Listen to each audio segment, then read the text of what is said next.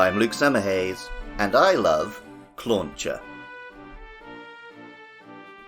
In recent weeks, we're covering a string of Pokémon based on weird creatures found in our real oceans.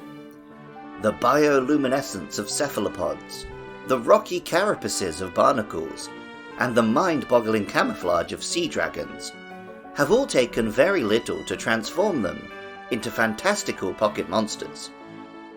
This week, we have a real-life sea creature which actually uses, in the oceans of this very Earth, the Pokémon move Water Gun.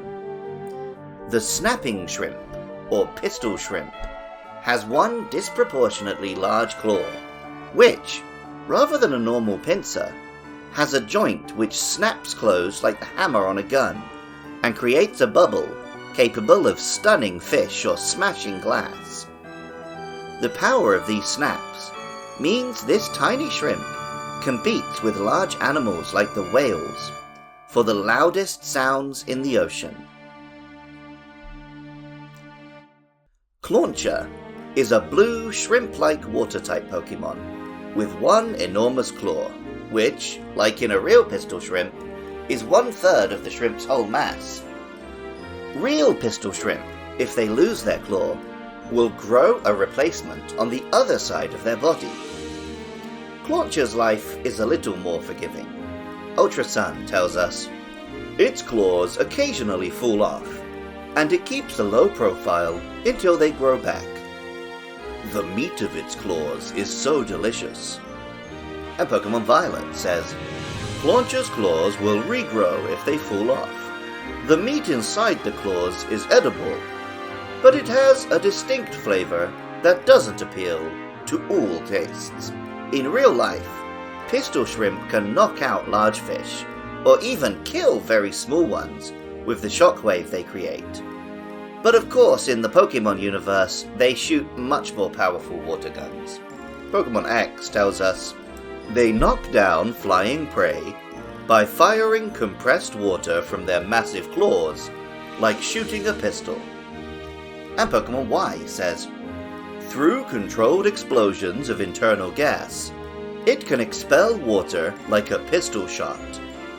At close distances, it can shatter rock. The name, Clauncher, is just a combination of claw and launcher, pretty handily summing the monster up. The Japanese name, Udepu, takes Mizudepu, the Japanese name for water gun, and Ude, which means arm, to make a similar pun.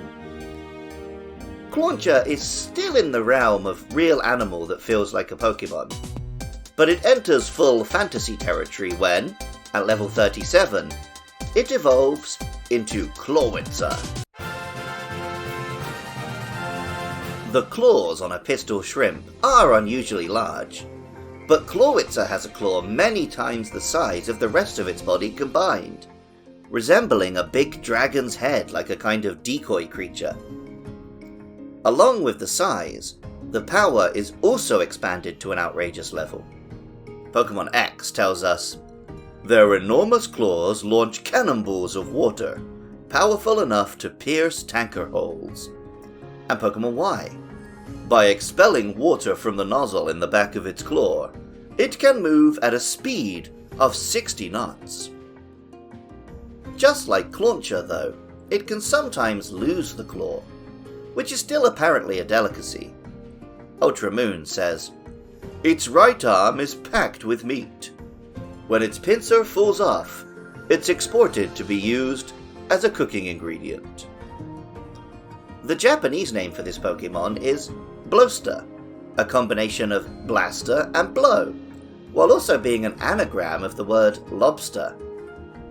France, which the region of Kalos is based on, did almost enter a shooting war with the nation of Brazil over the right to fish for lobsters. Brazil arguing they crawl on the ground on Brazilian territory, France arguing that they swim in the sea and are fair game for fishing. Thankfully, though battleships were deployed, no shots were fired. The English name, Clawitzer, combines claw with the powerful howitzer weapon, a kind of long-range gun capable of firing directly like a cannon, or in arcing shots like a mortar. Does Clawitzer have the juice to back up an association with such a fearsome machine? Well, Clauncher and Clawitzer have the signature ability, Mega Launcher, which boosts the power of moves with the word Hado in their Japanese name, which is sometimes translated to Pulse, other times Aura in English, and which gives them quite a range of quite tasty attacks. The introduction of the further boosted move Terrain Pulse in the 8th and 9th generations gave Clawitzer some sweeping performances, but like the Howitzer, it relied on a concentrated battery of allies. Personally, I don't have any experience with Clawitzer as a battling partner, in the competitive metagame, or even on a team playing through a Pokémon game. That doesn't mean I have no affection for the monster, however. I strongly remember Clauncher and Clawitzer showing up in new Pokémon Snap, making a lasting impression on me, while also adding to the feeling of these monsters straddling the line between fascinating real animals and compelling fantasy Pokémon. Music for Luke Loves Pokémon is by Jonathan Cromie. Artwork for the show is by Katie Groves.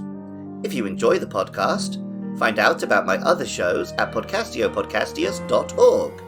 Get in touch on Blue Sky at podcastpodcast, or support the show at patreon.com/podcastiopodcastius. I love hearing from listeners.